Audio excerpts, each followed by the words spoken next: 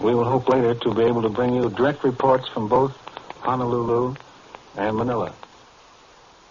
To recapitulate, the White House reported today Japanese air attacks on the Hawaiian Islands and Manila in the Philippines. Here in the studio with me is Major George Fielding Elliott, Columbia's military expert, who will analyze now these latest developments in the Far East. Major Elliott. The Japanese appear to be taking the offensive in an effort to delay and impede American operations in the Far East. Apparently confronted with a situation in which there was no escape except war, the Japanese have attacked the main American naval base in the Pacific at Pearl Harbor on the island of Oahu in the Hawaiian Islands. This attack is by air and can only come from aircraft carriers, since the Japanese do not have any bases close enough to the Hawaiian Islands from which to launch land-based aircraft. This is a very great risk for the Japanese to place aircraft carriers within reach of the very powerful naval patrol bombers and the long-range Army bombers on the island of Oahu. It is a risk which would only be assumed as a very desperate measure, one which may well result in the loss of the carriers that are making the attack, but may also gain for the Japanese important time to carry out operations in the Far East because of the damage that they may inflict on the naval base and shipping in Oahu, and thus delay the proceeding of the United States Pacific Fleet to the Western Pacific. That is probably the Japanese object, and we don't know yet what success they've had in carrying it out. They're expecting to take heavy losses, and these losses may be expected.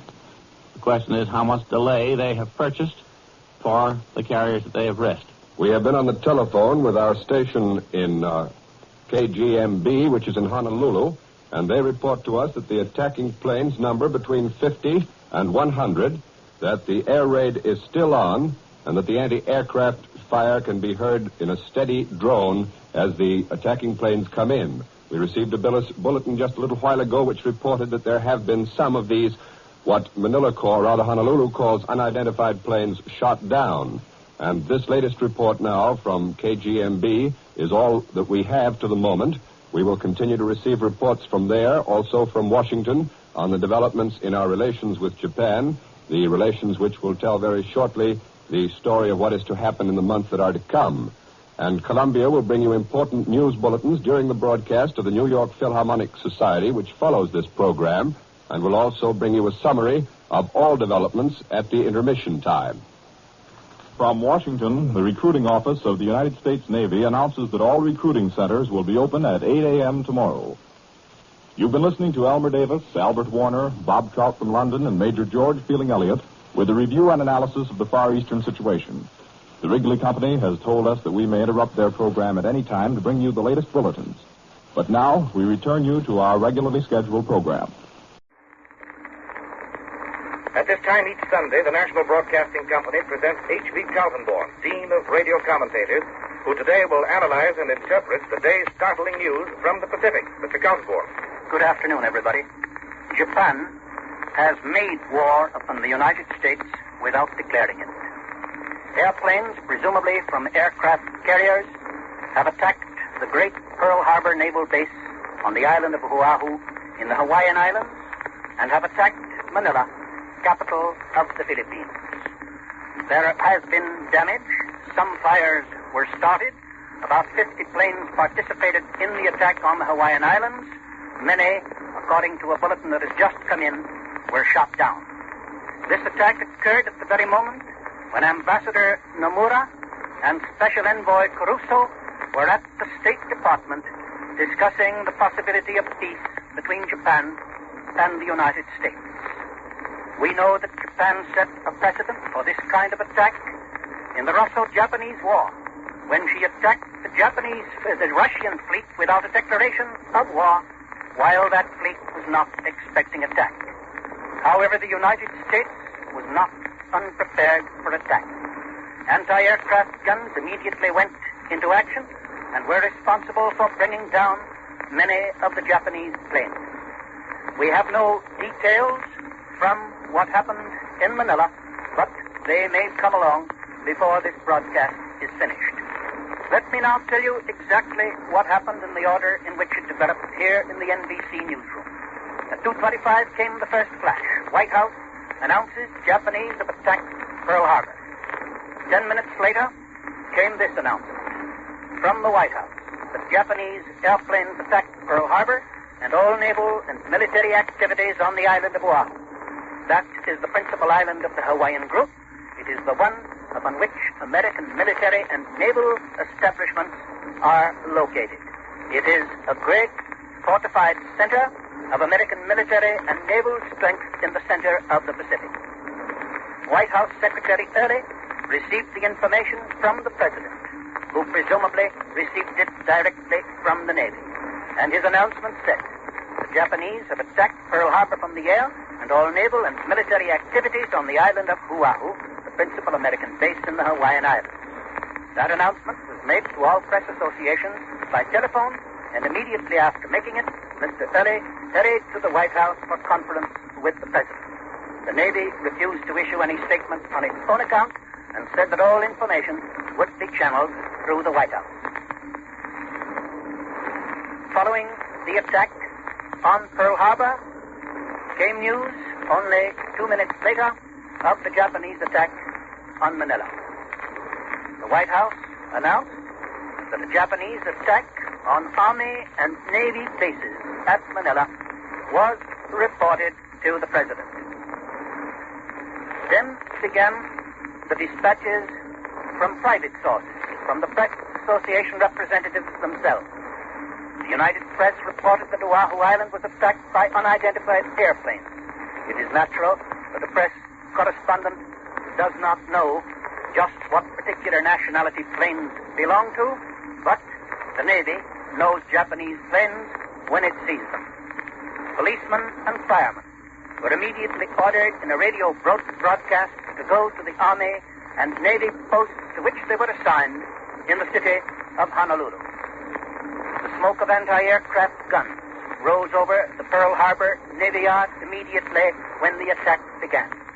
And heavy smoke also drifted up from Hickam Airfield in the Pearl Harbor area.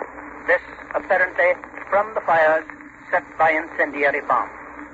Other witnesses said that fires broke out on Ford Island. Ford Island is an important military island located in the center of Pearl Harbor, and many military establishments are located on that island.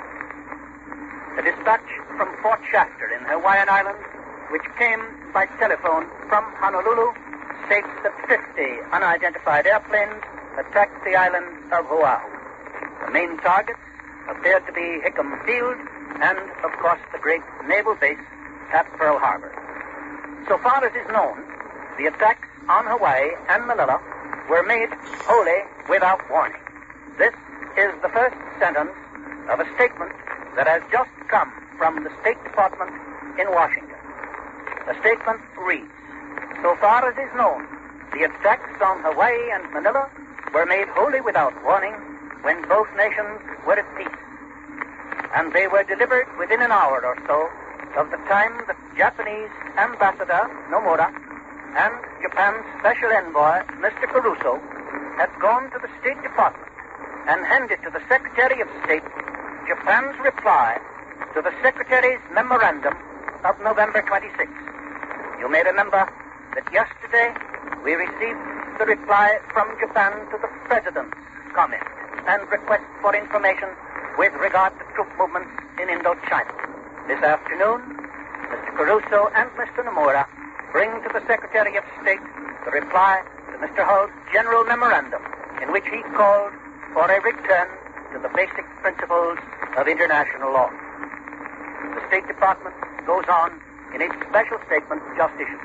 Quote, as soon as the information of the attack was received by the War and Navy Departments, it was flashed immediately to the President at the White House. The President directed the Army and Navy to execute the previously prepared orders looking to the defense of the United States. And you may rest assured that both our Army, and particularly our Navy and our Air Force, were not caught by surprise by this attack. They knew what they might have to expect were ready for anything that might happen. They have been ready for a long time, and their readiness has been developed increasingly in recent weeks and days. Let me go back to the telephone message that came from Fort Shafter, Hawaii. 50 unidentified airplanes attacked the island of Oahu today. There's a first point. It indicates that it was a relatively small aircraft carrier that brought these planes. However, it's possible, of course, that these first 50 will return and that then others will take off and continue the attack. However, since the element of surprise is now over, it seems less likely that this particular aircraft carrier will linger very long in the vicinity where the great mass of the United States fleet is located. We'll get news of naval action before long. The main targets, this dispatch again declares, were Hickman Field, the great airfield, and the great naval base at Pearl Harbor. Obviously, bombing the airfield is intended to prevent the taking off of planes which would seek out the aircraft carrier or of fighting craft which would attack the attacking bombing planes. Here is information received by NBC from Honolulu. It says that the air attacks on Hawaii were staged by unidentified planes flying at an altitude of about 20,000 feet. Bombs fell near the building housing the Honolulu Advertiser. So far, there are no reports of damage. The defenses on the island immediately went into action. Anti-aircraft guns sent showers of shells into the air. Obviously, if the Japanese know what they're about, they will not waste their bombs on the city of Honolulu. They will concentrate them on the important military objectives at adjoining Pearl Harbor. Here is something from the White House. The President immediately called in the Secretaries of the War and the Navy and is now trying to contact his congressional leaders. That's the end of the statement that has just come from Washington. The latest information that they have in the capital is that the attacks are still in progress. That would be natural enough, since obviously this is the beginning and not the end of an important military action. We've just had word from Washington that an Army transport carrying lumber has been torpedoed 1,300 miles west of San Francisco. This is further evidence of a carefully, long-planned attack against the United States. This is evidence that Japanese warships, Japanese aircraft carriers, Japanese planes, Japanese submarines have for some time been en route to their stations for the attack on the United States, which is now underway. London was naturally electrified by the news of the air attack on Hawaii and on Manila.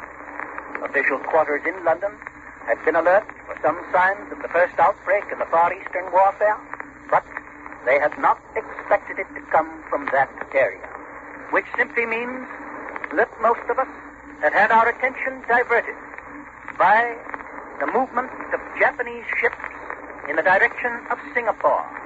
Yesterday, you remember that the President had word that a large Japanese convoy was entering the Gulf of Siam. We have had word that large numbers of Japanese troops have been gathered in Indochina. And it is evident now that this was something of a blind, something to make us think that no nearer attack was impending. And obviously, it was all part of long-planned Japanese strategy to get all the advantage that comes when you get the jump on your potential enemy, when you are in action before he has had a chance to get into action, when you strike first. And that is exactly what Japan has done. There are unverified reports from Pearl Harbor that a foreign warship has appeared off Pearl Harbor and has begun firing at the defenses in that highly fortified post. The sound of cannon firing comes to Honolulu to the UP correspondent, I believe it is, who is telephoning this story to the San Francisco Associated Press office. So it is the AP correspondent who tells us that there are unverified reports of a foreign warship appearing off Pearl Harbor. However, remember that the basis for that is cannon fire.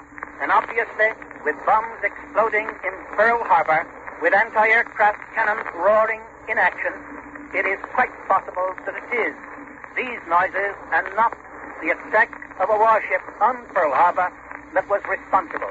It seems unlikely that the Japanese, with such few fleet units as they could spare for an attack on Pearl Harbor, would risk those units in a direct attack on the great defenses of that naval base. Presidential Secretary Early declares this afternoon that so far as is known now, the attacks were made wholly without warning, at a time when both nations were at peace, and were delivered within an hour of the time that the Japanese ambassador went to the State Department to hand in the reply to the Secretary's memorandum of the 26th. Secretary of State Cordell Hull, today, according to a bulletin just in from Washington, angrily told the Japanese peace or war envoys that their government's answer to his recent document on the United States position in the Far East was crowded with infamous falsehoods and distortions. That frank speech from the Secretary of the United States to the envoys of Japan, it indicates the end of peaceful relations. It means that those envoys will be sent packing home, and the United States, through no fault of its own, without anything for which it is responsible, at the very moment when it was finally making a last effort to maintain peace, the United States has been attacked, and the United States will know how to answer that attack. Good afternoon. You have been listening to Mr. H.V. Kaltenborn, noted news analyst. This is the National Broadcasting Company.